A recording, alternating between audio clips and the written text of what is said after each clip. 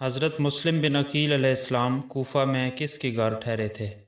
حضرت مسلم بن عقیل علیہ السلام کوفہ میں مشہور رئیس ہانی بن عروہ رضی اللہ عنہ کے گھر ٹھہرے تھے۔ امام مسلم علیہ السلام کی گرفتاری کے بعد کتنے لوگ ان کی حمایت میں نکلے؟ امام مسلم علیہ السلام کی گرفتاری کے بعد کوفہ میں تقریباً 18,000 لوگ ان کی حمایت میں نکلے۔ جب کوفہ کے حالات خراب ہوئے تو نماز مغرب کے لیے امام مسلم بن عقیل نے 500 لوگوں کی امامت کی۔ جب سلام پھیرا تو 500 میں سے کتنے لوگ پیچھے تھے؟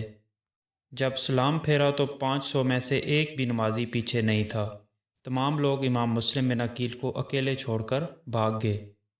جب امام مسلم بن عقیل علیہ السلام کو شہید کیا گیا تو امام مسلم کی حمایت کرنے پر ہانی بن عروہ رضی اللہ عنہ کے ساتھ کیا سلوک کیا گیا؟ ہانی بن عروہ رضی اللہ عنہ کو بھی ابن زیاد نے حضرت مسلم بن عقیل علیہ السلام کے ساتھ شہید کر دیا تھا۔ امام مسلم اور ہانی بن عروہ کی شہادت کے بعد اہل کوفہ کی طرف سے کیا رد عمل ظاہر کیا گیا؟ امام مسلم اور ہانی بن عروہ کی شہادت کے بعد تمام اہل کوفہ ابن زیاد سے خوفزدہ ہو کر اپنے گھر واپس چلے گئے۔ کربلا میں محرم کی کس تاریخ کو حضرت امام حسین علیہ السلام نے حضرت عباس علیہ السلام کو پانی لانے کے لیے بھیجا؟ 9 محرم کو کربلا میں حضرت امام حسین علیہ السلام نے حضرت عباس علیہ السلام کو پانی لانے کے لیے بھیجا۔ کربلا کی جنگ محرم کی کس تاریخ کو شروع ہوئی؟ 10 محرم کو۔ کربلا کی جنگ کس وقت شروع ہوئی تھی؟ کربلا کی جنگ صبح سویرے شروع ہوئی۔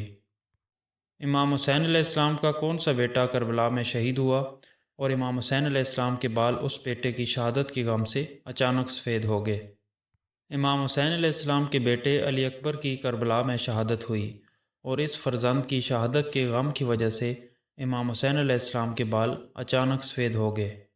10 محرم کو کون سا دن تھا؟ 10 محرم الحرام کو جمعہ کا دن تھا۔